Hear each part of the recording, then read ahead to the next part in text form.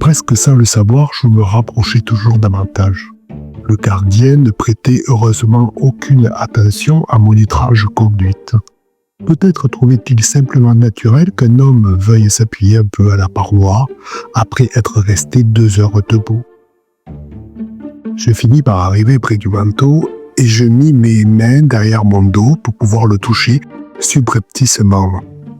Je tâtais l'étoffe et y sentis en effet un objet rectangulaire qui était souple et craquait un peu. Un livre. C'était bien un livre. Comme l'éclair, la pensée jaillit dans mon cerveau. Essaie de le voler. Peut-être réussiras-tu, et alors tu pourras le cacher dans ta cellule et lire, enfin lire de nouveau. À peine cette pensée m'était-elle venue, elle agit sur moi comme un violent poison. Mes oreilles se mirent à bourdonner, le cœur me battit, mes mains glacées ne m'obéirent plus.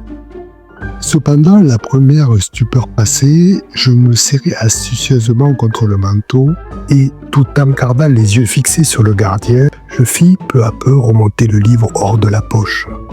Hop! Je le saisis avec adresse et précaution et je tins soudain dans ma main un petit volume assez mince. Alors seulement je fus effrayé de ce que je venais de faire. Mais je ne pouvais plus reculer. Où le mettre maintenant ? Toujours derrière mon dos, je plissais le livre dans mon pantalon sous la ceinture. Et de là, tout doucement, jusque sur la hanche, de manière à pouvoir le tenir en marchant, la main sur la couture du pantalon comme il se doit, militairement. Il s'agissait à présent de mettre ma ruse à l'épreuve. Je m'écartai du vestiaire, je fis un pas, 2 pas, 3 pas. Cela allait. Je parvenais à maintenir le livre à sa place en marchant si je gardais le bras bien collé au corps à l'endroit de la ceinture. Vint alors l'interrogatoire. Il exigea de moi un plus gros effort que jamais, car toute mon attention se concentrait sur le livre et sur la façon dont je le tenais plutôt que sur ma déposition. Par bonheur, l'audience fut courte ce jour-là et je rapportai le livre sain et sauf dans ma chambre. Je vous fais grâce des détails. Il glissa bien des fois, fort dangereusement, à l'intérieur de mon pantalon pendant que je longeais le couloir. Il me fallut simuler un violent accès de toux pour me courber en deux et le repousser discrètement sous ma ceinture.